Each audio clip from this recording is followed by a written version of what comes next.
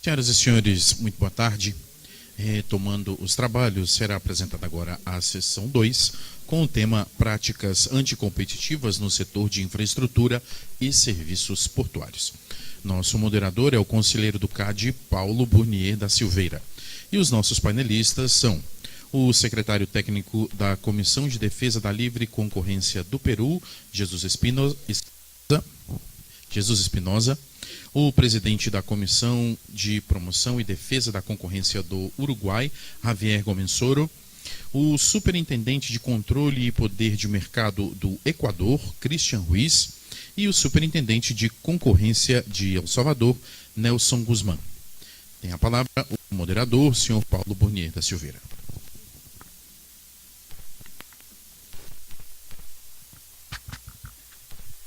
Boa tarde a todos, vamos retomar então os trabalhos. Hoje pela manhã nós tivemos a manhã concentrada em aspectos regulatórios e uma agenda de competitividade de uma forma um pouco mais ampla no setor portuário.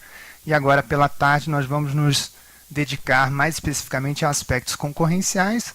Num primeiro momento, que é o primeiro painel dessa tarde, a aspectos relacionados ao controle de condutas. E o painel seguinte, aspectos relacionados a controle de estruturas, fusões e aquisições no setor portuário.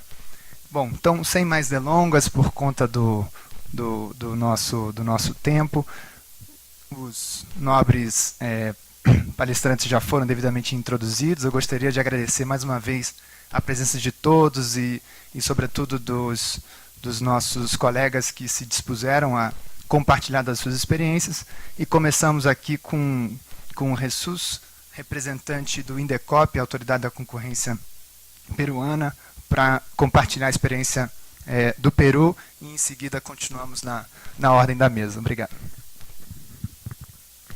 Buenas tardes, agradecer a los organizadores, y a todos ustedes por su presencia. Nosotros les vamos a compartir la experiencia que tenemos tanto por el lado punitivo, sancionador, como por el lado de evaluación de condiciones de competencia, en la interacción que existe entre la agencia de competencia y el organismo regulador de la infraestructura en transporte, que es el OCITRAN. A ver, con esta me voy. A ver, servicios portuarios. Primero, les vamos a comentar nuestra experiencia en servicios portuarios. Tenemos una rica experiencia también en los últimos años en temas de transporte marítimo, que no la vamos a tratar, sino me parece que eso es parte de la sesión 4, por eso me voy a restringir exclusivamente ahora a los temas de servicios portuarios. Bueno, como pueden ver ahí en la diapositiva, la ley define a los servicios portuarios pues como aquellos que se brindan en las zonas portuarias para atender a las naves, a la carga, al embarque y desembarque de personas. Hemos hecho, siguiendo la definición de la ley, de lo que implica los servicios a la nave, que básicamente son practicaje, remolcaje, amarre y desamarre, suministro de combustible a la nave, entre otros, a la carga, que son estiva, desestiva, transbordo, almacenamiento, consolidación de la carga, y al pasajero. En el Perú el transporte de pasajeros, por lo menos a nivel marítimo, es casi nulo. Lo que sí hay mucho es transporte fluvial, ¿no? Sobre todo en la zona de la selva. Ahí sí es relevante. Acá están los principales puertos de uso público. En el 2017 se han movilizado 103 millones de toneladas métricas por los terminales portuarios.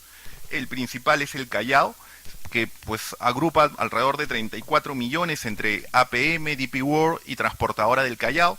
Transportadora del Callao es la administradora del terminal de minerales, sobre el cual vamos a comentar más adelante. Luego está Matarani con 7 millones, para concluir con Salaberry, que es 2 millones. Hay terminales privados pues que tienen un volumen de carga mayor que incluso el de algunos terminales de uso público, pero nos estamos refiriendo básicamente a los de uso público. Y bueno, el marco normativo. En el marco normativo existe la agencia de competencia, que es el INDECOPI, es la autoridad encargada de vigilar la libre competencia en todos los sectores económicos, incluyendo este sector, el sector portuario. Administra la ley de libre competencia, que en el Perú se conoce como la ley de represión de conductas anticompetitivas, como se mencionó en una anterior presentación a cargo de Benjamín, el OCITRAN es el regulador de la infraestructura de transporte marítimo y la legislación portuaria contempla algunos supuestos específicos en los cuales la agencia de competencia, el INDECOPI, tiene que emitir opinión sobre la evaluación de las condiciones de competencia de determinados servicios portuarios. Bueno, hecha esta introducción, les vamos a comentar por un lado de los casos de libre competencia que hemos tenido y luego en la segunda parte sobre los casos donde nos han requerido opinión sobre las condiciones de competencia de un determinado servicio. Primero, este caso, que es el caso de sindicatos de terminal de Salaberry, es un caso bastante interesante. ¿En qué consiste? Ustedes bien saben pues, que ahí está la labor del estibador, que es básica para la operatividad del puerto. En este caso, pues lo que ocurrió fue que los estibadores estaban sindicalizados. Y estaban sindicalizados y no permitían el ingreso de nuevos estibadores. Es más, algunas empresas querían contratar estibadores, querían capacitarlos y el sindicato tomó represalias contra las familias de los estibadores. Y en alguna ocasión, alegando un derecho a la huelga, cuando iba a llegar una nave importante para que sea atendida por una agencia marítima que no quería contratar los estibadores que estaban sindicalizados, tomaron el puerto. Entonces, este caso fue muy interesante porque el INDECOPI a partir de ahí pudo delinear si tenía competencia primero para entrar a fiscalizar aspectos que estarían vinculados a las actividades sindicales. Los estibadores obviamente lo que señalaban es que el INDECOPI no podía aplicar la ley de libre competencia a la actividad sindical y el razonamiento del INDECOPI fue que sí se podía aplicar a la actividad sindical cuando no estaba vinculado, por ejemplo, a los temas propios de negociación colectiva, sino más bien a actos de obstaculización que parecen como una suerte de boicot al competidor. En el caso concreto, lo que pues originó estas actividades de obstaculización y hostigamiento realizadas por parte del sindicato de estibadores implicó pues que estos nuevos estibadores no pudieran entrar al mercado de trabajo de servicios portuarios, obviamente afectando la competencia en este sector. Y por lo tanto se sancionó al sindicato de estibadores. El siguiente caso es el caso de Pilot Station. Es un caso también bien interesante porque ocurre en el servicio de practicaje, que es el servicio que se brinda con el propósito de apoyar al capitán de la nave, tanto para el atraque, el desatraque, el cambio de nave y conducirla pues, dentro de la zona portuaria. El práctico marítimo, se habría que hacer un símil, y de repente no estoy siendo correcto, pero para tratar de ejemplificar para que quienes de repente no estén suficientemente identificados con estos términos, es así como cuando llega una aeronave y no hay dos personas que están con una suerte de palos así naranjas que guían al de la aeronave, más o menos eso hacen lo mismo, pues con algunas diferencias, el práctico. Atendiendo a la labor del practicaje, esta es naturalmente ejercida por capitanes de travesías de la Marina Mercante o de la Guerra. Y las licencias que se suelen dar a los prácticos están limitadas a un determinado puerto. Si, por ejemplo, yo estoy en el puerto del Callao, no tengo facultades que está en la capital, no tengo competencia, mi licencia no abarca un puerto que está en el norte del país. Entonces que el mercado está muy restringido. Es más, está restringido por tipo de nave. Es un mercado bastante con barreras de acceso bastante altas. ¿Y qué es lo que ocurrió en el caso que vio el INDECOPI? Que lo podemos dividir en tres escenas. La primera escena, como si fuera una escena de una película, en la primera escena, dadas las restricciones señaladas, solo existían 36 prácticos marítimos en el Perú. Estos 36 trabajaban con 17 empresas administradoras de prácticos marítimos, que como ustedes pueden verlo ahí, en el cuadro que está al lado izquierdo, están en un eslabón de la cadena distinto. Las navieras, las agencias marítimas que contratan con las empresas administradoras de prácticos y los prácticos. Y habían 17 empresas. Esa es la primera parte de la película. ¿Cuál es la segunda parte de la película? Pilot Station, que es una de las 17 empresas, empieza a suscribir contratos de exclusividad con cada uno de los prácticos marítimos, hasta que en algún momento logra cubrir los 36, es decir, todo el mercado. ¿Qué les ofrece a cambio? Mayores sueldos, mayores retribuciones, y pone una penalidad por retiro si es que tú no contratas con esta administradora que es Pilot y contratas con la competencia, o si quieres resolver el contrato, tu penalidad cual futbolista es $300.000. $300.000 por cumplir el contrato. ¿Y cuál es la tercera escena? Terrible para la competencia, que es desaparecen todas las empresas y la única que queda en el mercado es Pilot, que queda con toda la oferta del mercado. Es más, aquel práctico que fuera disidente y quisiera contratar con la competencia, Pilot iniciaba procesos judiciales y administrativos. Y es más, como en el Perú, la obtención de la licencia requiere un periodo de práctica que tiene que ser dado por otro práctico marítimo. Si tú tienes la totalidad de la oferta de prácticos marítimos concentrados, no vas a poder capacitar a nuevos, porque cualquier nuevo que quisiera ingresar tendría que recibir pues, el servicio de los prácticos que están contratados por Pilot. Y Pilot también suscribió una cláusula que le impedía dar, o mejor dicho, impuso una cláusula que le impedía que estos prácticos pudieran capacitar a nuevos o potenciales entrantes. Con lo cual, pues, la posibilidad de ingreso a la competencia estaba bastante restringida. El Indecopi encontró que había, pues, en esos casos, una práctica anticompetitiva, y si hubiera que ponerle un nombre a esta película, es como un caso de abuso de posición de dominio. Se sancionó este caso por abuso de posición de dominio. Y esos son de los dos casos, de repente tenemos otros, pero dos de los casos más importantes que hemos tenido con ocasión de los servicios portuarios. Pero como les indiqué al inicio, nuestra labor no solamente es resolver procedimientos sancionadores, este lado punitivo, sino en nuestra interacción con el organismo regulador también podemos evaluar las condiciones de competencia. Básicamente, tanto para servicios nuevos como para servicios existentes. Servicios nuevos que no sean parte del servicio estándar, y en esos casos, ex ante de que se brinde el servicio, Indecopi determina si estamos en condiciones de monopolio natural o hay competencia, y si hay monopolio natural, lo que va a ocurrir es que se pase a un esquema de un precio, de una regulación, un precio regulado, y por el contrario, si hubiera competencia, pues a un escenario competitivo donde no va a haber regulación tarifaria, y pues el operador va a poder fijar la tarifa que considere en función de las condiciones de mercado. Pero también nosotros podemos evaluar para servicios existentes si el servicio enfrenta competencia. Imaginemos que ya está regulado, y si es posible pasar a un esquema de desregulación. Eso es lo que vamos a explicar más adelante, lo que está ocurriendo en el caso del puerto de Minerales, que está ahorita en trámite. Y básicamente hemos tenido dos casos emblemáticos. El primero de Yurimaguas. El Yurimaguas está ubicada en la selva del país, y es algo estratégica su ubicación, porque quiere conectar la costa, sierra y selva del país, además de buscar conexiones con los puertos de Iquitos, que es otro puerto en la selva, y con el puerto de Manaus en Brasil. Básicamente, miren, ahí pueden ver dónde está el puerto de Yurimaguas, para que vean que está en la selva, en una ubicación estratégica. Esta imagen seguro la han visto alguna vez, no sé si desde un avión, y bueno, o una película, y este es el puerto. Entonces, el encargo que nosotros teníamos era evaluar las condiciones de competencia. Y en la zona ya existía un terminal al cargo de una empresa estatal, que es ENAPU, pero nunca se fue tan claro en que en el contrato de concesión si ese terminal debía dejar de operar una vez que entrara en vigencia esta nueva concesión.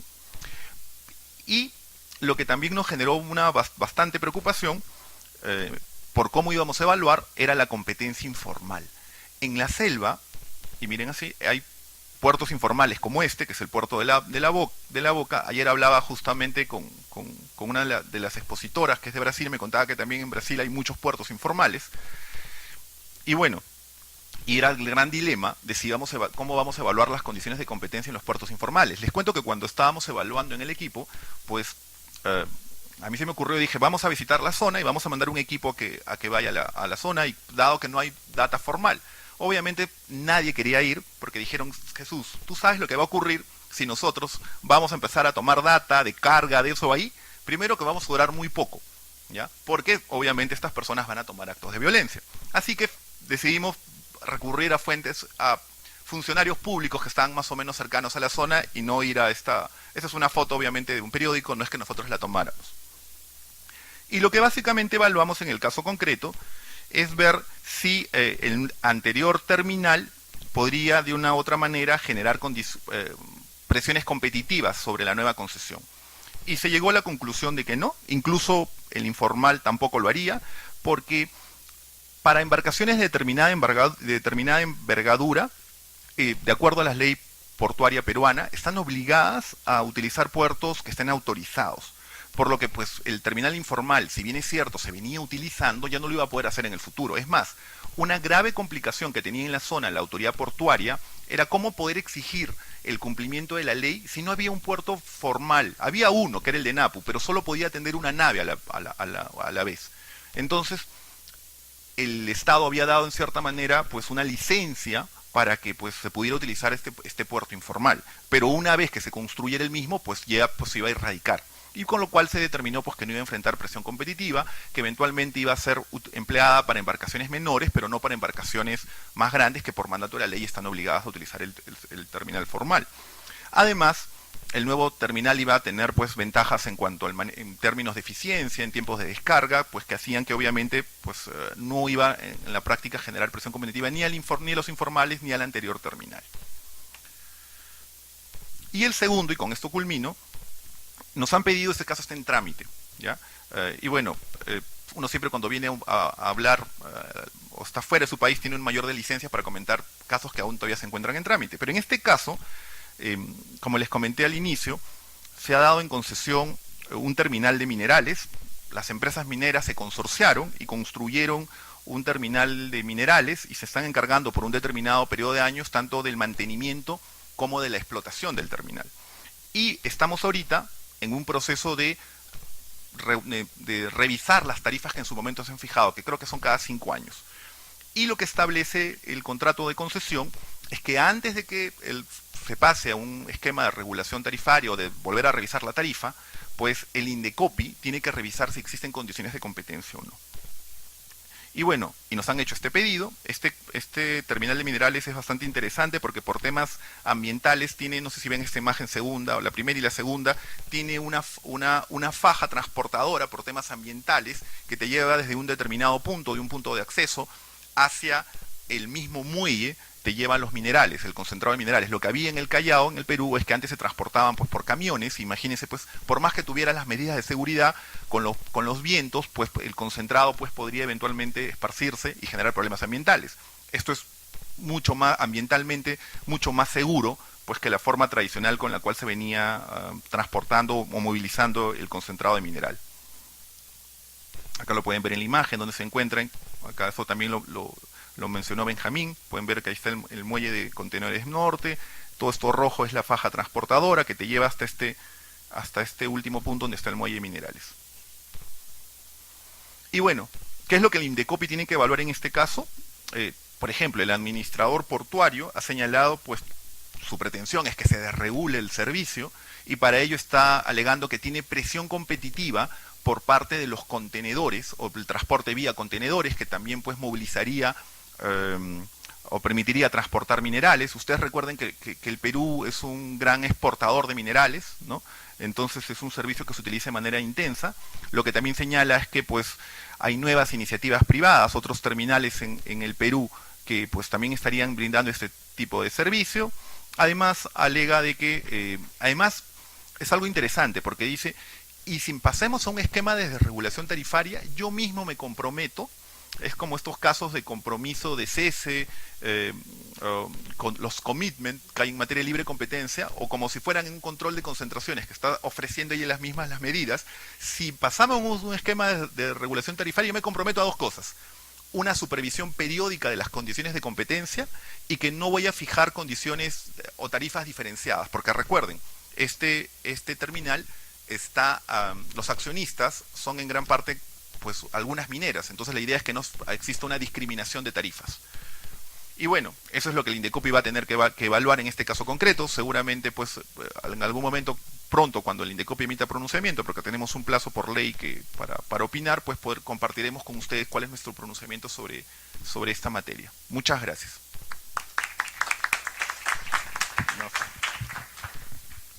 Muito obrigado, Jesus. Obrigado por nos ajudar a respeitar o tempo também, que é curto. Eu pessoalmente achei a experiência do Peru, do Indecopi, riquíssima, muito interessante. Eu acho que o Indecopi tem uma posição privilegiada pelo fato de de regrupar na mesma instituição aspectos ligados à concorrência, consumidor, propriedade intelectual e outras facetas, o que permite ter uma perspectiva diferenciada, sobretudo à luz de outras autoridades de concorrência, inclusive a brasileira, que se limita a aspectos concorrenciais. E aproveito também para cumprimentar pelo peer review, que recentemente o Peru atravessou no mês passado e que o Brasil teve a oportunidade de participar, e foi muito elogiado. Então aproveito para deixar os cumprimentos aqui de forma pública pelo processo de peer review em que o Peru foi submetido por parte da OCDE. Sem mais delongas, passo a palavra para escutar aqui as experiências do Uruguai. O Javier, conselheiro-presidente, tem a palavra.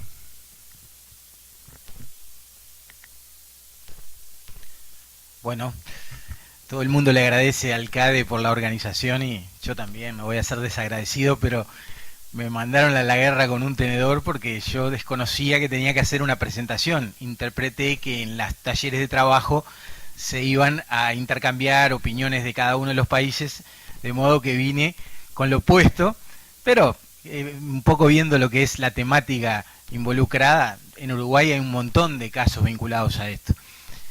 Voy a dejar de lado, por razones de tiempo, lo que refiere al transporte de pasajeros marítimo, que a diferencia de lo que dice el compañero de Perú, en Uruguay es muy importante, sobre todo por la cercanía con Buenos Aires, y por otro lado aparece vinculado a transporte no marítimo, pero sí en prácticas de mercados cruzados, porque lo que es la ruta Montevideo-Buenos Aires es tanto marítima como aérea, y hubo casos conectados de abuso de posición dominante a través de ventas atadas, subsidios cruzados, porque una empresa fuerte en el transporte marítimo hacía valer su posición en una empresa que también empezó a incursionar en el mercado de transporte aéreo.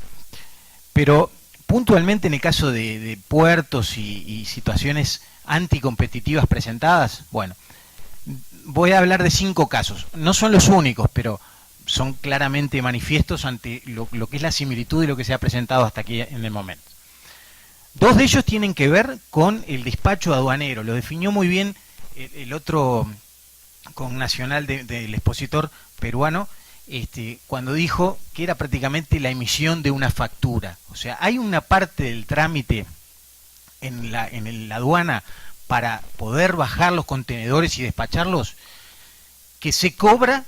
Es un verdadero mercado de venta de ese servicio, pero no aparece clara la contraprestación específica, porque si es un impuesto, una tasa, bueno, uno sabe que lo paga con una determinada finalidad o para engrosar las arcas de las rentas generales. En este caso, quienes prestan este servicio de sellado y emisión de un documento de embarque o de salida de la mercadería, cobran un dinero. Y eso fue denunciado por una empresa que tenía muchísima carga y descarga de contenedores, y si bien es un costo menor en relación y nadie ponía objeciones, esta empresa, a través de la gran cantidad de despachos que tenía un reclamo realmente millonario, producto de esas emisiones una y otra vez de ese servicio. Entonces presentó un asunto en la justicia, y cuando vio que la cosa venía demorada y complicada, presentó un caso en la Comisión de Defensa de la Competencia. Y la verdad que nosotros teníamos muchas ganas de hacer lugar a lo que estaban planteando. Lo que pasa que, bueno, evidentemente había normativa que un poco respaldaba la existencia, no era claro el caso, pero aparecía como un asunto que no tenía un fundamento para su verdadera existencia, y finalmente dejamos que el tema lo laudara la justicia y no lo laudamos en la oficina. Pero ocurre que tiempo después, sobre ese mismo tema, nos vino otro caso. ¿Y cuál fue el caso? Bueno, resulta que eran varias las empresas, las agencias marítimas, que cobraban esta factura, este sellado, de dudosa legalidad. Y tenían una agremiación por la cual se reunían y veían los asuntos de interés, no ya solo de este aspecto puntual de la facturación, sino de todas sus funciones y su actividad. Y esa gremial acordó un tarifario para cobrar todo lo mismo, este sello, esta factura indebida o esta cosa tan rara de dudosa legalidad. Y tanto lo acordaron que incluso estaba publicado en la página web el tarifario y todo el mundo cobraba ese dinero que eran $100 masiva. Bueno, la denuncia prácticamente tenía la prueba a la vista, fue una actuación muy sumaria y lo mejor del caso, lo más curioso es que fue prácticamente confesada, no había otra si vamos al caso, pero siempre tratan de buscar la vuelta para no reconocer. Prácticamente de inmediato pagaron la multa que les impusimos, que por cierto fue la menor que admite la ley porque estaba en un umbral alto, pero el fenómeno más interesante de este caso es que ¿qué pasó al día siguiente de la reputación de ilegal de la conducta, el reconocimiento y el pago de la multa? Nada cambió, porque se produjo un verdadero efecto ancla de la conducta, nadie se movió y siguieron cobrando lo mismo, solo que ahora producto de una secuela de aquel acuerdo, y bueno, dijimos, realmente nos falta un instrumento para nosotros poner una agencia, cobrar menos y sacudir el mercado, cosa que no pasó. Capaz que ahí un poco lo interesante de este caso. En materia de prácticos de puerto, yo tampoco sabía, no tenía la menor idea de lo que eran los prácticos del puerto y me quedé un poco sorprendido. Hubo un caso en Europa que fue medio emblemático, un capitán, me acuerdo del apellido Schettino, que chocó un crucero y se fue corriendo, asustado, fue preso, pero el tipo realmente por falta de ductilidad en el manejo de una gran embarcación en espacios reducidos, no tuvo la pericia, la expertise, a pesar de ser capitán del barco y conocer de navegación, y en cada puerto que llegan los barcos de cierto calado y dimensiones, este práctico, esta profesión tan especial de marinos mercantes, con esa especialización, con ese acceso tan restringido a la profesión, literalmente aborda el barco y sustituye al capitán del barco. A partir de cierta cercanía con el puerto y hasta que atraca en el puerto, el práctico asume la capitanía del barco en función de su conocimiento específico del área concreta donde se tiene que desplazar, las profundidades, los pozos, lo que sea el terreno específico y las particularidades del puerto en el cual está ingresando. ¿Qué dos casos tuvimos en la oficina? Bueno, el primero fue una denuncia acerca de la forma en la cual se podía acceder a la lista de prácticos. Muy restrictiva, muy condicionada y donde realmente había un verdadero gueto de los que ya eran prácticos para impedir que otros nuevos ingresaran y les redujeran la cantidad de trabajo a ellos. Estaba muy bien planteado el caso y finalmente lo que primó para tener que desestimarlo fue que, bueno, ellos explotaron esa condición. Hubo un caso donde hubo muchas muertes producto de un accidente marítimo y entonces ponían un escenario de dramatismo a lo que era la importancia de su función y que no podía ser de otra manera que no entrara ahí la gente con un rigor absoluto que prácticamente transformaba en que solo eran los que estaban y solo cuando moría uno o se jubilaba podía ingresar otro. Profesión altamente lucrativa, por cierto. Y el otro caso, ya más concreto y más de defensa de la competencia, si se quiere, no ya en la profesión misma, sino vinculado a otro mercado, es que estos prácticos de puerto se desplazaban hacia los buques que tenían que luego sustituir al capitán y traer hacia el puerto en lanchas chicas que también le cargaban el costo de esa lancha al que estaba haciendo la operación internacional de importación o de exportación y tienen una prohibición expresa de no participar en otros negocios. Es una profesión de dedicación exclusiva. Pues bien, la denuncia consiste, y en gran medida se logró acreditar, en que ellos tenían una empresa de lanchas que no figuraban explícitamente, pero se supo que eran ellos mismos, que se contrataban a sí mismos le imponían a quien hacía la operación y pagaba el costo que esa era la lancha que contrataban, y tiene una prerrogativa de orden normativo, legal, el práctico, de que es él el que elige la lancha. Y siempre basado en el mismo argumento. Soy yo el que me juego la vida, soy yo el que arriesgo en el mar salvar el barco y la gente que está en el barco y el que estoy arriesgando la vida, entonces tengo el derecho a elegir la lancha.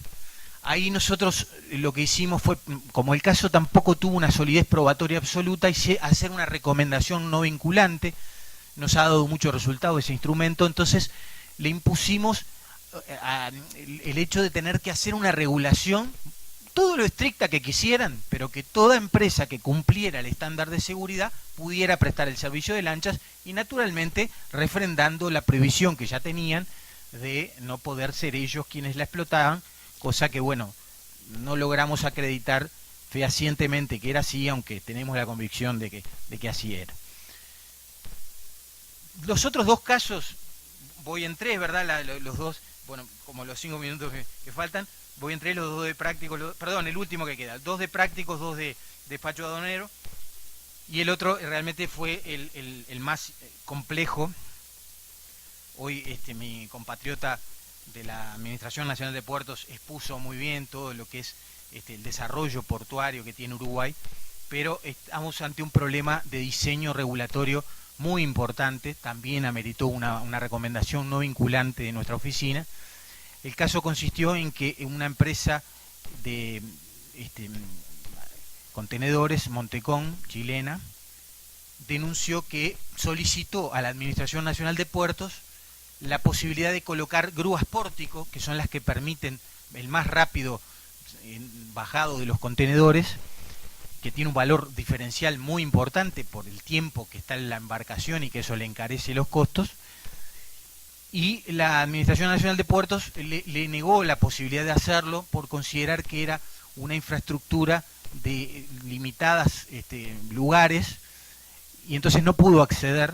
Con eso quedó en inferioridad de condiciones para competir con la otra empresa, Terminal Cuenca del Plata, donde, y ahí está el gran problema del diseño del modelo uruguayo, la propia Administración Nacional de Puertos, que es regulador del sistema, participa con un 20% en la Terminal Cuenca del Plata, en la competidora de aquella a la cual le tuvo que decir no puede colocar estas grúas, que sí las tiene la empresa donde yo soy accionista. Esto generó un gran problema, hubo aspectos en la justicia, aspectos donde el poder político también se vio sacudido porque nuestra oficina detectó una situación que además impactó en un caso de competencia, y está actualmente incluso en trámite esta situación. Nosotros ya emitimos una recomendación, hicimos una fuerte pugna porque se reforme la situación legal, que si el Estado quiere intervenir en materia portuaria se genere un ente autónomo distinto, pero que nunca puede ser el propio regulador aquel que está poniendo las reglas de juego y que participa en el negocio. Perdonen la extensión y lo improvisado, y bueno, a la orden.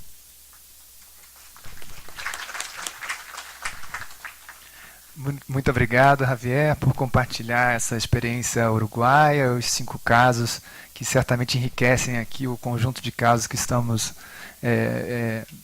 nesse intercâmbio de informações. É muito interessante como os casos guardam muitas semelhanças. Eu fico aqui pensando também na experiência brasileira, muitos casos relacionados a abuso de posição dominante e o fato do operador portuário ter realmente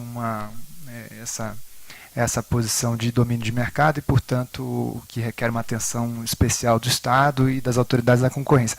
Passo a palavra para o colega do Equador, Christian, superintendente da Superintendência de Controle e Poder de Mercado, para a sua exposição, por favor. Gracias. Me sumo obviamente al saludo acá gracias por la invitación. No sé si me podrían poner la presentación.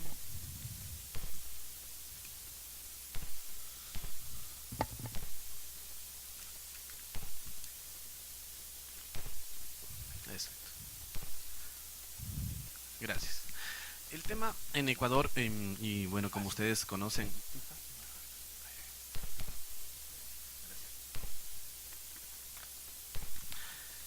nuestra agencia en Ecuador, ustedes conocen, llevamos alrededor de 5 años y medio. Todavía no hemos tenido ningún caso específico que tenga que ver con el tema aeroportuario. Justamente en este momento estamos elaborando un estudio de mercado porque ya comenzamos a tener problemas similares a los que hemos venido escuchando en la tarde de hoy y en la mañana.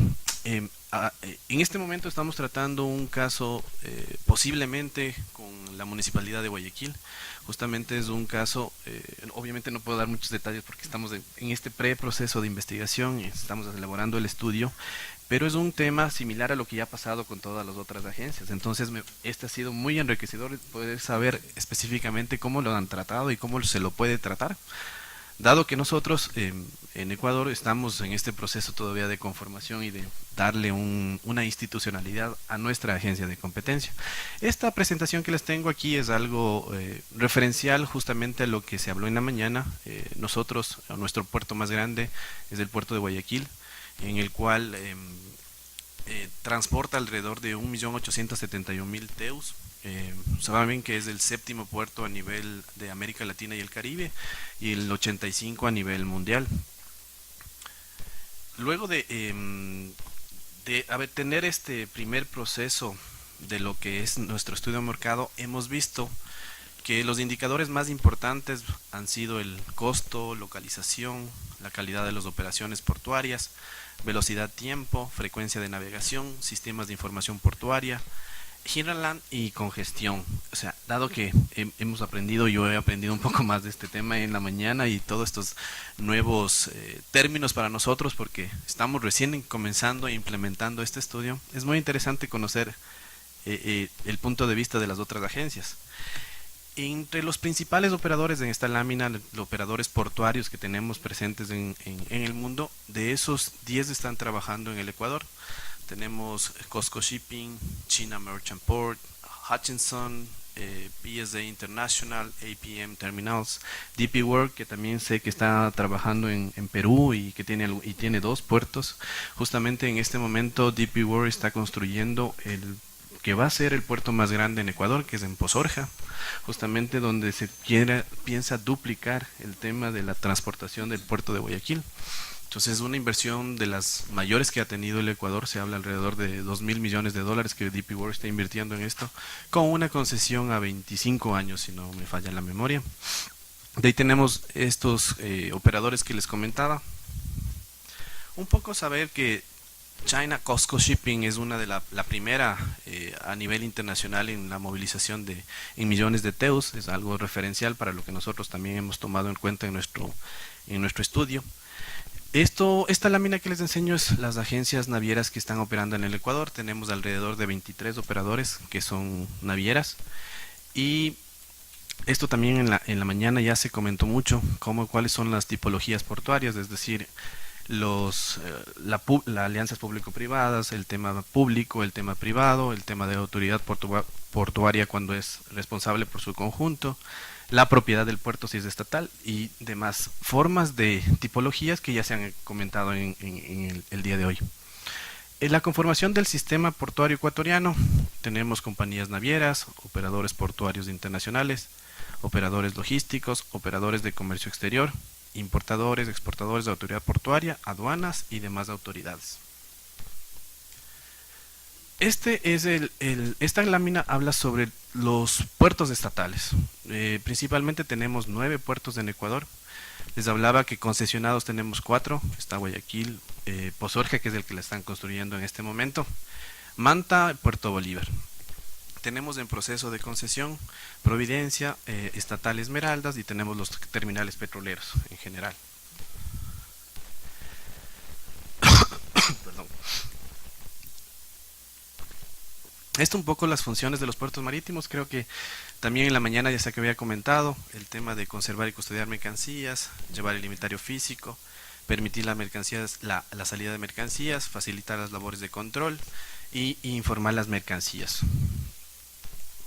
El tema de Retos que tienen los puertos marítimos, estamos hablando que es un terminal de aguas profundas, es lo que estamos buscando en Ecuador. La mejora del acceso de naves con mayor calado, facilidad para el uso de transporte multimodal y desarrollo de la comunidad portuaria. ¿Y qué ha hecho la superintendencia? En este caso nosotros estamos entrando a los procesos de licitación, estamos entrando también a hacer un manual de buenas prácticas para el tema de la relación portuaria y para la relación que se da entre todos los temas navieros, entre los temas y todos los operadores que están directamente trabajando en este sector. Estamos haciendo igualmente estudios de mercado, que es el que les comentábamos en este momento. Nosotros también podemos elaborar recomendaciones, como comentaba el colega uruguayo, nos ha servido bastante en otros sectores y también estamos implementando el tema. Y el tema obviamente de asesorar a la autoridad portuaria en el tema de las concesiones y demás. Sé que esto es lo que la superintendencia está haciendo en este momento, todavía nos falta realmente comenzar a tener un caso práctico que sería muy interesante, pero creo que en los próximos meses vamos a tener este primer caso. Y estas son las actuaciones de la superintendencia. Muchas gracias.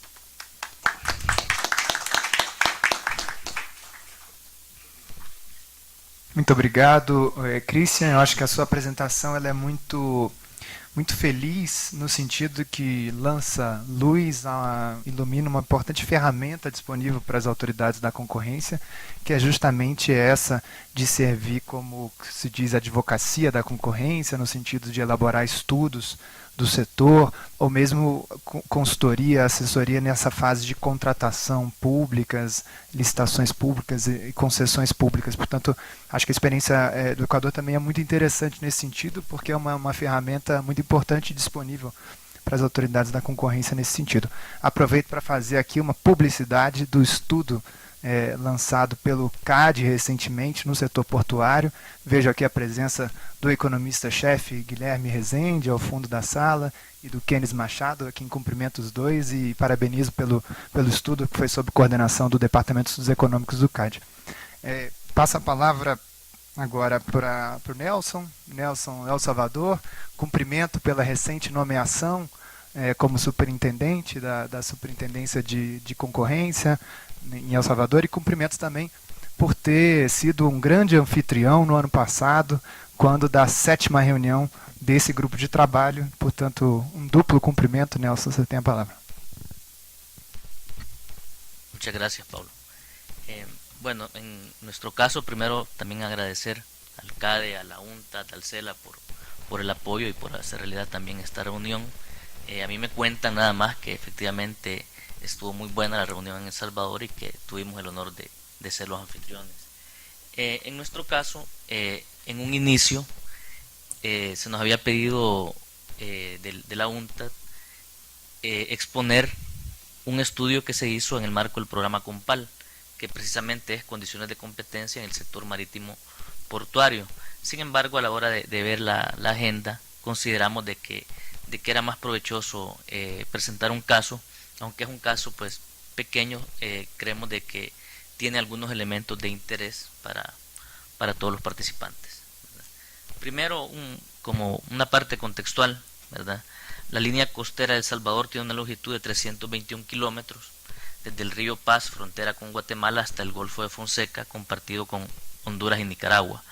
Ahí pueden ver, dado que pues, es un país pequeño, mejor les ponemos la gráfica de Centroamérica, donde además se puede visualizar todo lo que implica la red regional de carreteras, puertos y aeropuertos, ¿verdad? Porque también hay un trabajo bastante importante que se está haciendo en el marco del sistema de la integración centroamericana, en el marco de la Estrategia Centroamericana de Movilidad y Logística, que también está promoviendo todo lo que es la facilitación del comercio, ¿no? Entonces, por eso también ponemos todo el contexto para que lo vean de una vez.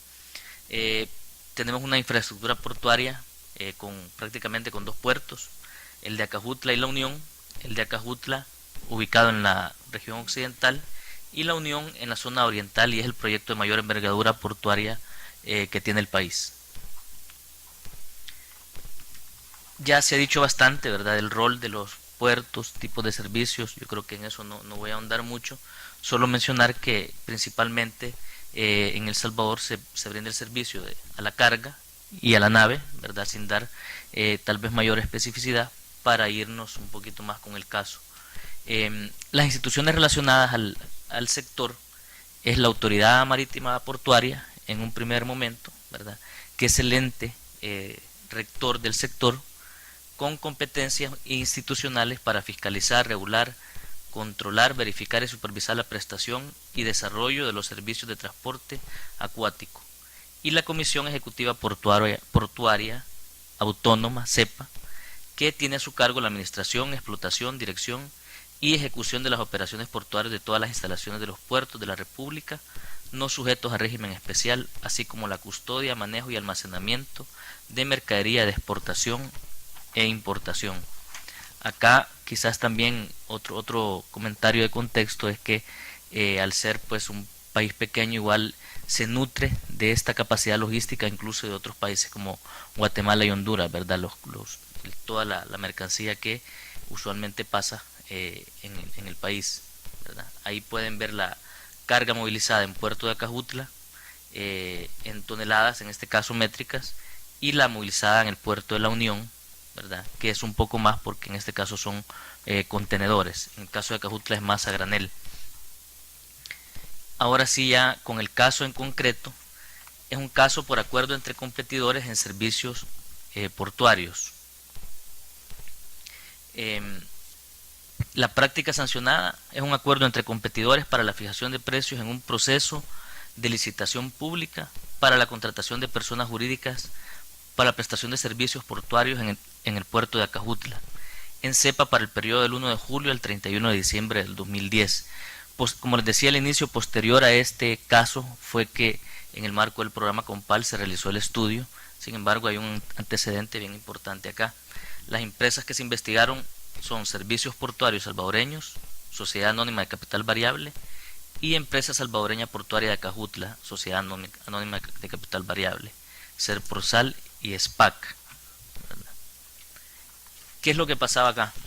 El objeto de la licitación en este caso era contratar un máximo de 3 personas jurídicas de ofertantes nacionales para prestar en el puerto de Acajutla los servicios de estiva, desestiva y transferencia de la carga de los buques a bodega, y proporcionar personal para marinería, amarre y bodegas, ¿verdad? La conducta, ambos agentes económicos, los sancionados, ¿verdad?, ofertaron igual número de trabajadores y salario mensual, dando un índice salarial idéntico, asegurándose así el reparto en la licitación. Para eso se tuvo también que hacer un repaso de lo que había sucedido en el marco del proceso de evaluación, ¿verdad?, completamente. Acá, bueno, se hizo a propósito para que no pudieran ver y no preguntar mucho, ¿verdad?, que se puso así de pequeña la letra. El monto total de la planilla mensual debería respetar requisitos mínimos establecidos en las plantillas proporcionadas, ¿verdad? Ya se les estableció tal cual como se supone que deberían ver la plantilla. Y en el proceso retiraron la base 13 agentes económicos, presentaron la oferta 6 agentes económicos, y de esos 6 se descartó uno por no haber subsanado la presentación de las constancias del Ministerio de Trabajo y Previsión Social, y en la evaluación técnica se descartó el siguiente por no superar el puntaje mínimo requerido del 70%, ¿verdad? Es decir, de los 13 que retiraron las ofertas, las bases, participaron 6, se descartaron 2, quedaban 4. De estos 4 todavía hubo uno que no propuso el personal mínimo exigido, por lo que también fue descalificada, ¿verdad? Entonces ya fueron quedando prácticamente 3 empresas. De estas restantes se decía que en 2 ofertas existía un empate en el índice salarial, y ahí fue donde también ya se empezó a determinar algunos elementos en concreto. Acá, como también no se ve, ¿verdad?, pueden ver números idénticos en 2 de las empresas sancionadas que se mencionaban, Serprosal y SPAC, ¿verdad?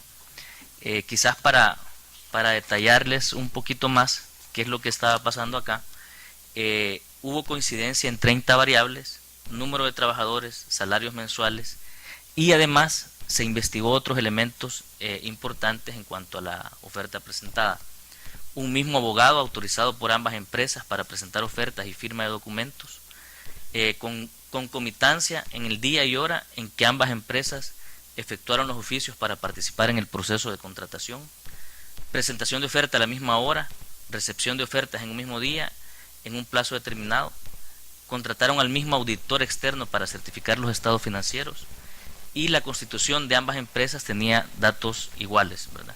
Escritura de constitución, fecha de inscripción en registro de comercio, número de accionistas y la finalidad de las sociedades. Es decir, que eran casi que idénticas, ¿verdad? Y a la hora de presentar también la cantidad de trabajadores ofertados, son las primeras dos columnas que pueden ver a la izquierda, presentaban exactamente los mismos números de trabajadores ofertados y también los mismos salarios mensuales, ¿verdad? Por eso es que también se mencionaba al inicio que era el índice salarial idéntico, ¿verdad? Al final, después de, obviamente, de comprobar todo lo que se tenía documentado en el caso, aquí bueno, de hecho es pequeña la multa, pero realmente es una cuestión más que todo con la manera en la que se calcula de acuerdo al reglamento de la ley, ¿verdad? Se sancionó con $7,311 a ambas agentes económicos, y hubo también otras sanciones administrativas, como solicitar al director de CEPA cumplir con el artículo 158 de la Ley de Adquisiciones y Contrataciones de inhabilitar a los agentes económicos, y también se emitieron algunas recomendaciones a la Comisión Ejecutiva Portuaria de contar con la participación de mayor número de agentes económicos posibles en las licitaciones y evitar preestablecer el número de empresas que serán contratadas para la prestación de los servicios. Solo algunos datos ya finales, digamos, del caso, que ambas empresas pagaron la multa, ¿verdad? Sin embargo, el caso se encuentra en revisión en la Sala de lo Contencioso Administrativo porque recurrieron a la resolución por la vía judicial. Y además hay otro elemento que presumiblemente también lo retomó la empresa, la CEPA, en este caso, producto de las recomendaciones de la superintendencia, que a partir del 2018 se contrataron empleados para formar parte de la planilla institucional para sustituir la contratación de empresas mediante licitación anual, ¿verdad? Como les comentaba también, posterior a este caso fue que se realizó el estudio, de donde surgieron también otras recomendaciones. Hubo también un proceso de licitación en el caso del Puerto de la Unión, que todavía estamos en espera de la revisión de las bases de licitación, y también se dieron algunas otras recomendaciones que tenía que ver con la ley orgánica de CEPA, ¿verdad? Para que también no se diera, digamos, en este contexto, o se siguiera dando ese tipo de situaciones producto de la misma ley. Hasta ahí me quedaría. Muchas gracias.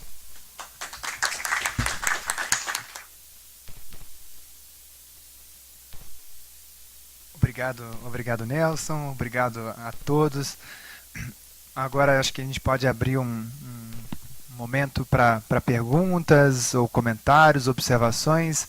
Acho que eu pergunto inicialmente aos membros do grupo de trabalho se alguém gostaria de fazer uso da palavra, senão eu mesmo tenho comentários, perguntas a serem feitas, mas alguém gostaria?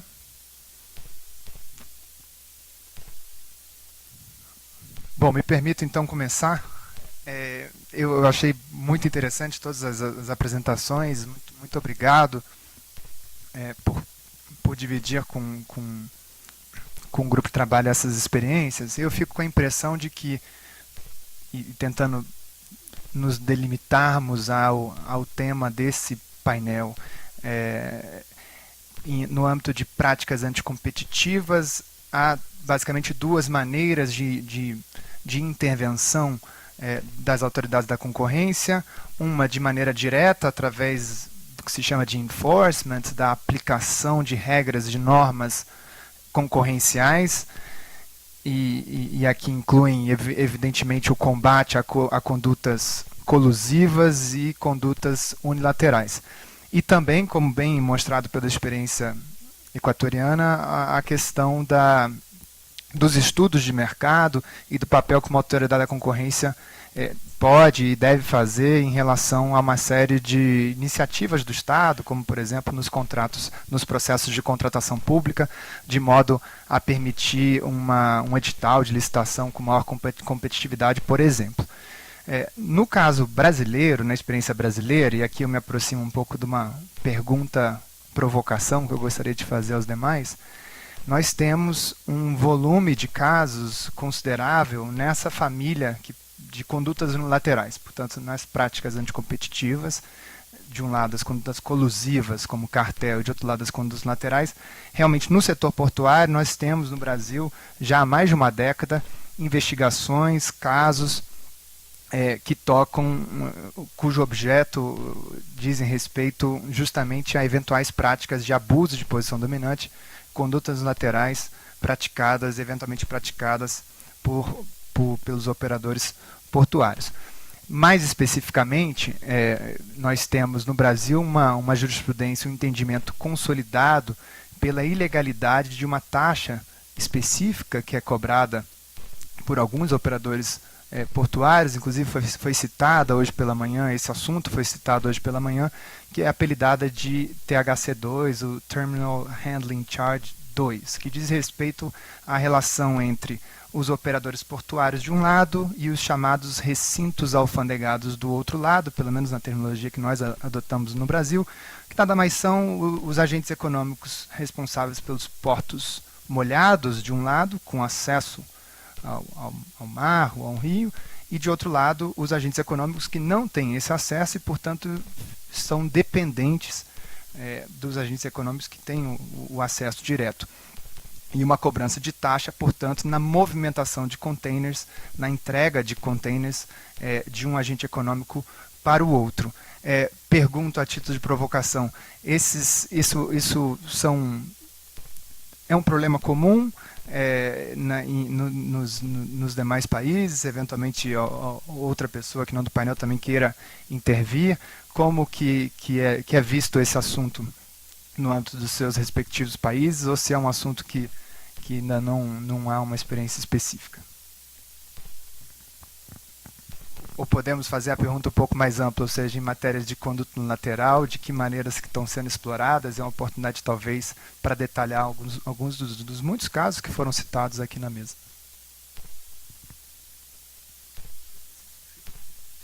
Este es un tema que también no sé si está prendido, ¿no? Sí, es un tema que también nos preocupa y como tú bien lo señalaste, no solamente lo podemos ver vía el lado sancionador, ¿no? Sino vía nuestra labor de abogacía de la competencia, ¿no? Vía estudios de mercado. Por ejemplo, en Indecopi justamente hay dos cosas que nos están preocupando, que estamos en estudios de mercados que esperamos que concluyan el próximo año. Que son el tema de la integración vertical que puede haber todo lo que es transporte marítimo y todo el tema también del sector portuario, y los temas, como tú bien dices, que además está muy vinculado a lo que ve MINCETUR, ¿no? En general con el tema de la competitividad en el sector portuario y cómo, por ejemplo, determinados agentes pueden hacer abuso de su posición de dominio, ¿no? Algo que, por ejemplo, a nosotros nos sorprende son como cada vez se crean más conceptos, ¿no? No sé si ustedes, en su experiencia con los operadores portuarios, nosotros tenemos por mandato de la norma que opinar sobre los nuevos servicios, o sea, hay un servicio ya estandarizado, pero si el operador portuario quiere incorporar uno nuevo, nosotros tenemos que evaluar si hay condiciones de competencia o no. Y nos sorprende la creatividad con la cual cada vez pues crean nuevos conceptos, ¿no? Entonces, que lo hacen obviamente pues para salirse en cierta manera del esquema de regulación, ¿no? O sea, por ejemplo, no sé, desde a veces el precintado que se hacen a determinada carga, ¿no? Y a veces en la propia aduana tienen que quitarle los sellos y luego hay que volver a ponerlo. Entonces a veces eso se entiende que es parte de lo que pues ordinariamente debería haber, ¿no? Pero el operador dice, este es un servicio nuevo y por lo tanto quiero cobrar un extra por ello. Y eso no se previó en el contrato de concesión y por lo tanto debe incorporarse como uno nuevo, ¿no? Es algo que también nos preocupa, ¿no? También nos preocupa que de repente hubo una pregunta que hace un momento también se formuló de que de repente pues se esté teniendo, de que una empresa esté operando en más de un puerto, ¿no? Y que de repente, y no porque per se eso sea malo, sino porque queremos ver si eso pues puede derivar eventualmente en conductas o en aprovechamiento de posiciones estratégicas por parte de los operadores, ¿no? Pero sí es algo que estamos viendo, pero que está todavía en una fase de desarrollo, lo estamos viendo vía estudios de mercado, ¿no?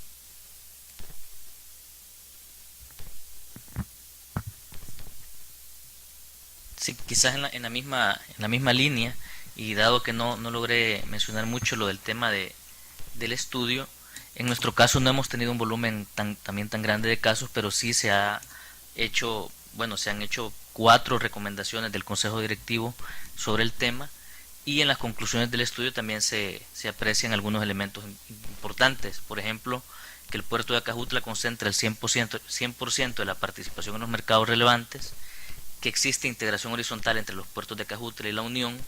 CEPA tiene posición dominante, que es la institución estatal autónoma, ¿verdad?, en los mercados de servicio a la carga de los puertos que compiten entre sí, y el tema de que hay disposiciones legales que son parte de las recomendaciones que se hicieron, y lo que recientemente también se tiene, que es justo en este momento se está dando, lo que es la revisión de la base de licitación para la concesión del puerto de la Unión, ¿verdad? Y eso también realmente genera como mucha especulación a nivel de incluso de medio, ¿verdad?, sobre a quién se le va a dar esa concesión. Entonces también estamos en ese proceso actualmente, esperando la revisión de las bases. Obrigado, Nelson. Obrigado, Jesus. Essa questão dos conceitos é muito interessante, porque no Brasil também eu fico com a impressão que por vezes passamos por esses tipos de desafio, às vezes uma mudança de nomenclatura para a prestação de um serviço com outra roupagem, o mesmo serviço com outra roupagem, e eu acho que esse aspecto que corrobora a experiência brasileira reforça algo que foi dito pela manhã na necessidade de diálogo, de interface entre órgãos de controle, autoridades de concorrência de um lado e reguladores propriamente ditos, o governo de outro, porque eu acho que há muita sinergia nesse sentido. No Brasil nós temos feito esse esforço, né? A Autoridade da Concorrência, o CAD especificamente, a CEPRAC, também compõe o Sistema Brasileiro de Defesa da Concorrência, e a ANTAC, o regulador setorial, no sentido de buscar uma maior transparência e previsibilidade, segurança para o mercado em relação a esses conceitos. Alguém mais?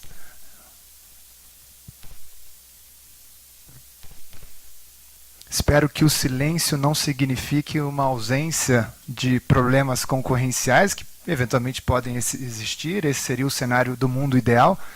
Por favor, eu não vejo aqui pela distância.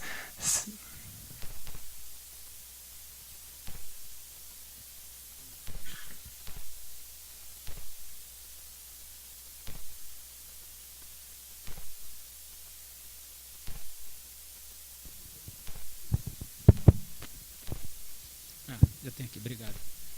Parabéns aí aos expositores. Eu vou tocar naquilo que foi colocado de manhã, que eu acho que é a maior problemática que os terminais portuários enfrentam, e o usuário também do serviço, que é a questão da verticalização. Eu não vejo como hoje fazer a defesa da concorrência sem trabalhar, sem ter dados, sem discutir e regular essa relação do terminal portuário com o tomador de serviço, que é o armador. Eu não vi nenhuma das apresentações essa preocupação, que essa afeta toda a cadeia. Hoje nós temos mais de 50% da movimentação de contêineres no Brasil operada por terminais verticalizados. E aí não é só a problemática do que foi colocado aqui do THC2. Tem o THC também, que é o THC ressarcimento, que é esse o valor que o armador conseguiu, através da resolução 2389, fazer com que ele possa cobrar do usuário e ressarcir o terminal.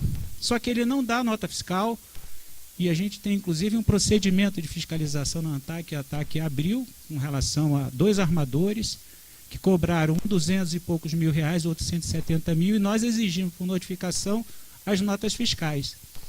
E esse problema se agrava quando esse armador ele opera no terminal que ele é verticalizado, que talvez não tenha sequer essa operação de pagamento.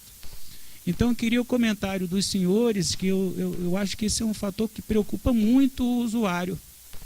né? E assim, os armadores eles se colocam como usuários também. Na verdade, não são usuários, são tomadores de serviço. Porque eles, com esse acordo semântico, né, para minimizar a carga regulatória em cima da operação deles, eles são bem-vindos, a verticalização também, mas eu não vejo como equilibrar esses interesses, essa questão da defesa da concorrência do usuário, se não atacar isso. Então, eu queria que, se fosse possível, comentar essa problemática, que, no meu entender, é grave, né? Já que nós somos países que não temos navios, somos países cargo owners e não ship owners.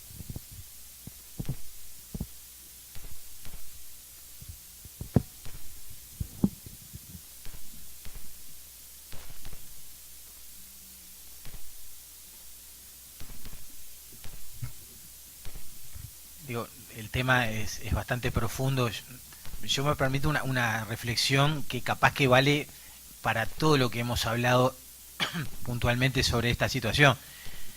Digo, estamos ante situaciones, creo, donde hay una necesidad de obtener el servicio y una situación proclive a aceptar las cosas como están dadas, lo cual favorece que haya prácticas abusivas, porque si yo voy a un restaurante y veo la carta de precios y es muy elevada o no tiene la variedad suficiente, me levanto y voy a la otra esquina. Pero si estoy hablando de una carga de un contenedor que la tengo que descargar, que tengo el costo por la demora situado en, pierdo los clientes, toda la cadena de comercialización posterior, entonces digo, bueno, si me viene dada una situación como una imposición, la voy a tomar igual. Entonces, eso quizás sin ir a lo puntual, porque capaz que no tengo en la cabeza específicamente cuál puede ser. En Uruguay no hay tantas quizás proliferación de empresas, pero sí entiendo que en áreas como esta está como el caldo de cultivo para que ocurran prácticas de abuso, porque el consumidor no está en condiciones de elegir muchas veces un escenario que no sea ese tan desfavorable que se le presenta. Lo cual exige desde el punto de vista de las autoridades y las autoridades de libre competencia un mayor esfuerzo en poner atención en estos mercados para justamente evitar, bueno, un poco como cuando hay concentraciones económicas, ¿cuál es el objetivo? Bueno, se está concentrando mucho un mercado, está teniendo menos jugadores, mayor proclive el escenario a que ocurran prácticas ilegales. Bueno, pongámosle control, pongámosle autorización, pongámosle notificación, todos los procesos profilácticos tendientes a que no ocurra algo que igualmente puede pasar. Creo que está bueno que en casos como este las autoridades sepamos que es un foco de atención especial, busquemos la mejor actuación, no siempre es regular, porque en general las agencias no somos reguladores, pero son áreas muy reguladas donde intervienen poderes públicos y oficinas del Estado de distintas vertientes, y bueno, de repente sabiendo que el escenario se comporta de la manera que se comporta, buscar el accionamiento desde el Estado para ayudar a que no existan esos abusos. Só fazer um comentário Claro. em relação. Por favor. É só para. Eu andei estudando isso, eu acho que seria interessante aqui o pessoal da CELA e das autoridades antitrust estudar o modelo chinês. A China tem uma legislação de 2013 e lá eles têm navios e têm carga. É um país que é ship owner country e cargo owner country. Então, os armadores estrangeiros e os chineses, para eles operarem na China e nos terminais, eles têm que fornecer os preços que eles cobram dos usuários. Se não fornecer esse preço, multa, e para operarem na China, eles precisam ter uma autorização, uma licença com garantia, justamente para que o Estado onde eles operam tenha um poder dissuasório. No caso brasileiro, os armadores eles operam sem outorga de autorização. Então, eu não vejo como ter poder dissuasório do Estado se o Estado costeiro ele não tiver um poder dissuasório, ou seja, exigir, né, a autorização, garantia para que ele possa aplicar uma multa, para que ele possa suspender a licença e até a cassação, que é a medida drástica. E o interessante no modelo chinês é que eles têm que informar os preços, e se tiver uma variação muito alta naquele tipo de mercado, tanto para cima quanto para baixo, automaticamente o Ministério lá, em cooperação com a autoridade antitruste, abre um processo de investigação para verificar se está havendo infração da ordem econômica. Então, é uma legislação bastante interessante do ponto de vista comparado, para que nós possamos discutir e, se for o caso, fazer os ajustes pontuais como um todo aqui na comunidade, né, dessa região do mundo. Né? Obrigado, agradeço ao professor pela contribuição, por esse assunto, esse subtema, esse ponto específico que diz respeito à verticalização, que de fato é um elemento importante nesse debate. Eu, a título de reflexão muito preliminar, eu consigo fazer uma distinção do ponto de vista de perspectiva. E falo de uma maneira geral, não falo especificamente do Brasil, mas eu acho que há um aspecto que recai sobre a competência, os limites de competência de uma autoridade da concorrência, das atribuições de uma autoridade da concorrência, que nesse ponto específico, a meu ver, estariam um pouco limitados a aspectos de fechamento de mercado e práticas discriminatórias. E há uma outra dimensão que foge ao escopo das autoridades da concorrência no sentido estrito, que diz respeito ao desenho institucional e aspectos regulatórios. Me parece, do que pude depreender, que a experiência chinesa diz, se não tudo, bastante respeito aos aspectos de desenho institucional e regulatório, que as autoridades da concorrência, sim, podem ter um papel indireto no sentido da advocacia, de poder contribuir para um melhor desenho, de uma maior competitividade no setor de uma maneira geral. Mas dito isso, há também essas certas limitações do ponto de vista dos próprios modelos escolhidos de desenhos institucionais. Alguma outra pergunta? Comentário? Angústia? Ansiedade? Por vezes dizem que esses encontros parecem grupos de terapia, em que os representantes das diversas instituições dividem as suas angústias, os seus problemas, e muitas vezes problemas comuns, e por que não soluções, se não comuns, que possam servir de referência para a busca de soluções nos nossos respectivos países. Bom, não tendo mais comentário, por favor. No había visto, perdón. Guatemala. No, yo no tengo angustias, gracias. Bueno, buenas tardes a todos. Mi nombre es Álvaro Fernández, de Guatemala. La teoría nos dice, les digo la teoría porque nosotros no tenemos ley de competencia, pero la teoría nos dice que el proceso sancionador debe ser tal que sea persuasivo cuando se comete una conducta anticompetitiva. Y mi pregunta va tal vez para el compañero de Uruguay, que según él decía tenían una estructura dentro del puerto que hacía cobros ilegales. En mi país lo llamamos corrupción, ¿va? Pero ellos lo llaman cobros ilegales para descargar o para permitirle la salida a los contenedores. Se investigó la estructura, se les sancionó con la multa mínima, ellos reconocieron la conducta, sin embargo el otro día ya estaban otra vez ejerciendo la misma conducta anticompetitiva. Entonces, ¿qué otra sanción prevé su legislación para evitar realmente? Porque lo importante no es la multa, tanto en el campo portuario como en cualquier campo, la multa no es el problema. El problema es seguir haciendo esa conducta, ¿ya? Porque se supone que todas las teorías de nuestras leyes de competencia dicen, bueno, el último beneficiado debe ser el consumidor, pero en este caso el problema es que esas estructuras reponen inmediatamente esos recursos, ¿va? Sí, y ahí va también un poco para nuestro amigo El Salvador. Sancionaron a esas empresas que hicieron colusión en una licitación pública y se se les impuso una multa económica.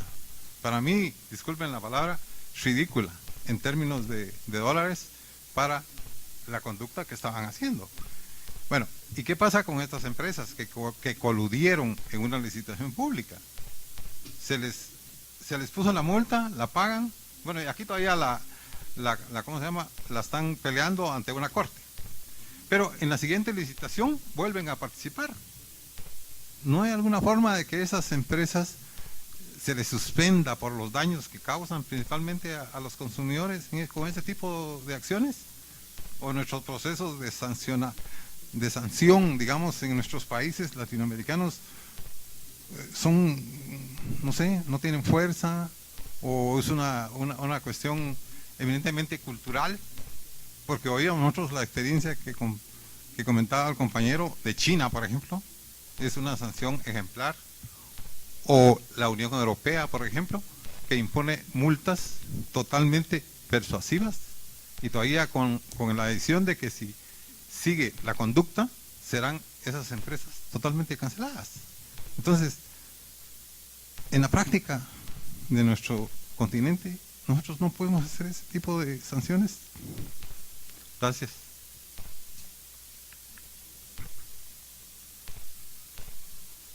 Bueno, capaz que no quedó demasiado claro que había dos situaciones relacionadas con el despacho aduanero. Una, veo que no era solo Uruguay, porque por lo pronto en Perú también ocurría. El diseño de la forma en la cual se reguló la forma de entrada y salida de los contenedores es que la agencia marítima va y emite una factura, un despacho de aduana y cobra por eso. La verdad es que propiamente en puridad no era un tema de defensa de la competencia. Nosotros le dimos igual ingreso al asunto y buscamos que tuviera una salida y una solución, pero fueron por la vía del accionamiento en vía civil, por cobro indebido, y también una recurrencia ante el Tribunal de lo Contencioso Administrativo del decreto que le dio rango normativo a la situación. Pero sobre ese mismo tema, el problema es que aún con el respaldo normativo, que proceda o no, que haya o no contraprestación, sí existió un caso verdadero de libre competencia, porque el decreto y la regulación en ningún momento decían cuánto debía ser que se cobraba, más allá de si era legítimo o no, que eso en principio no era materia nuestra. Lo otro sí, porque a través de una gremial acordaron un tarifario. Entonces, aún si uno discute si es legítimo o no, bueno, es una cosa que está dada, bueno, que compitan también por eso. Uno cobra menos, otro más. No, tenían acordado a través de una gremial, de forma explícita, lo publicitaron en su página web, todos lo acataban y lo cumplían y no competían por eso. Lo admitieron, nosotros impusimos la sanción. Lo que pasa es que uno puede, por ejemplo, un juez de familia puede imponer a un padre una pensión alimenticia para que le sirva a su hijo, pero no puede imponerle que lo ame, que le tenga amor al chiquilín. O sea, la sentencia del juez no va a tener efecto vinculante, porque si no lo quiere, no es por sentencia que lo va a querer. Entonces acá nosotros no tenemos forma, en mi país al menos, para que la gente que no quiere competir, compita. O sea, los estímulos deben ser objetivos. En principio hay una razonabilidad de querer mejorar, de perfeccionarse. Los estímulos, lógicamente, uno los puede encontrar sancionando una conducta y prohibiéndola para que otros pongan las barbas en remojo o vean que no es la forma, pero en este caso es algo que no tiene una contraprestación y que nadie se movió a partir de nuestra decisión en modificar lo que ya venían cobrando. Nosotros no tuvimos atribuciones para decirles esto no corresponde, no se cobra. De haber sido así, ya lo otro no tenía sentido. Se cobra, está mal acordarlo, pero después que está mal acordarlo, se reconoce y se sanciona, sin el acuerdo es como aquella colusión tácita, pero que ya por imperio de seguir la inercia quedó de esa manera. Y como más o menos en mi país la moneda extranjera va alterando su cotización al alza, es un valor de referencia que tampoco, ni por producto de la depreciación de la moneda, la inflación y demás, tuvo necesidad de ajustarse y quedó todo como estaba. No sé si, más allá de la impotencia que uno siente, no tuvimos otras herramientas para poderlo modificar. Pero comparto el espíritu de lo que usted dice, no es lo que buscamos. En otros casos donde hemos impuesto multas y sancionado, el objetivo nuestro siempre es que los mercados funcionen y que compitan, y no el cobro de la multa, que es una herramienta pero no un fin en sí mismo.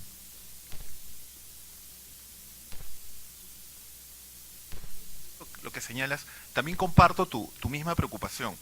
Y no sé, les comento la experiencia que hemos tenido en Perú, que veo que en Chile también la han seguido hace poco en el caso del papel higiénico.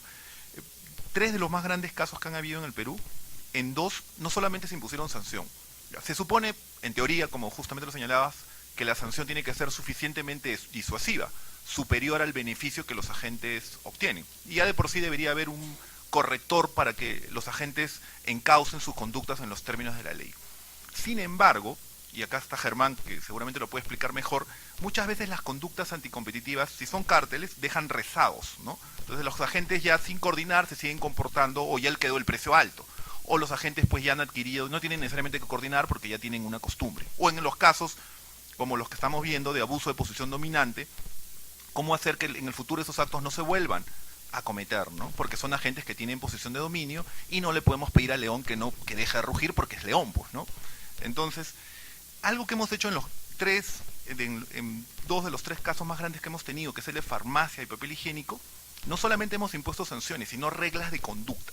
Y acá hemos copiado la experiencia de Estados Unidos del caso de los e-books, ¿no? Que, por ejemplo, hemos impuesto, ojo, no es que yo crea que esto debe imponerse para todos los casos, sino para casos muy grandes, como tuvimos en el caso de papel higiénico, que fue un cártel de alrededor de 130 millones de dólares, y un caso que involucró el sector farmacéutico, que era desde complementos nutricionales, productos para personas que para mujeres que están en periodos de lactancia, o temas o medicamentos de especial gravedad. Y pusimos un oficial de cumplimiento, es decir, un auditor. Estos programas de compliance que están pensados de manera voluntaria, lo hemos dictado como medida correctiva o regla de conducta, y supervisado por 5 años, donde es el propio Indecopi